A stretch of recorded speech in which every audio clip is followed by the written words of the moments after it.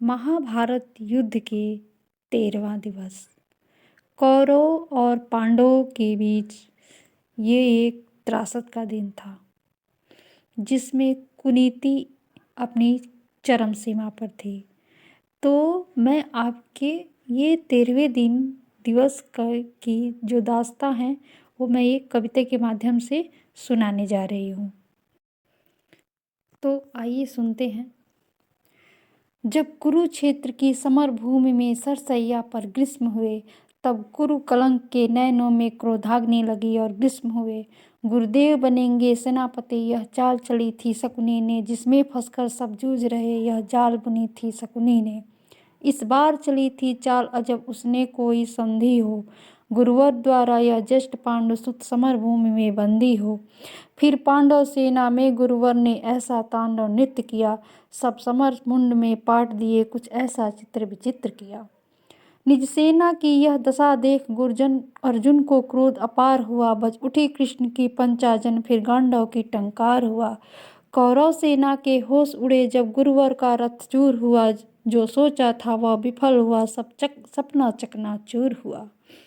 फिर कहा दौड़ने दुर्योधन, मैं उससे पार न पा सकता, अर्जुन के रहते धर्मराज को बंदी नहीं बना सकता। फिर कहा त्रिगुणों ने मिलकर हम प्राण लड़ाएंगे, हम अर्जुन को ललकारेंगे और दूर तक ले जाएंगे। हम अर्जुन रहे हैं, अर्जुन से पार न कोई पा सकता, पर इससे बढ़कर मित्र तुम्हें मैं उपहार भी दे सकता।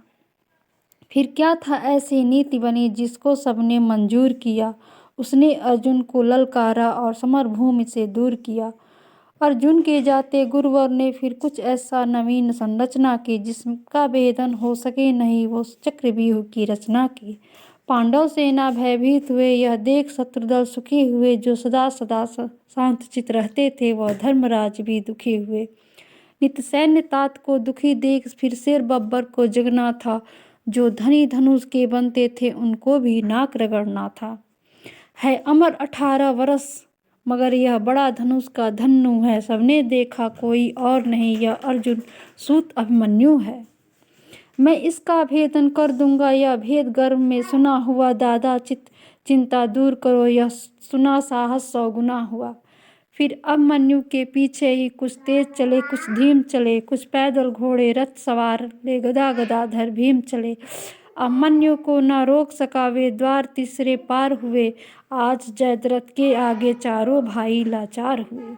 वीर अभिमन्यु ने मुड़कर देखा, कोई न पीछे अपना था। वीर अभिमन्यु ने देखा कोई न पीछे अपना था, पर विचलित तनिक न वीर हुआ, ऐसा ही उसका सपना था।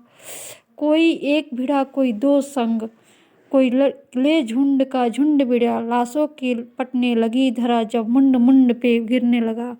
दुर्योधन दुशासन विकर्ण कृतवान अश्वत्थामा को, गुरुदौड़ के कर्ण को हरा दिया, फिर मारा शकुनी मामा को। वह कर्ण बिड़ा जो दुर्योधन के विजय की लक्ष्य की आशा था, वह कर्ण बिड़ा जो दुर्योधन के अर्तमन की भाषा था।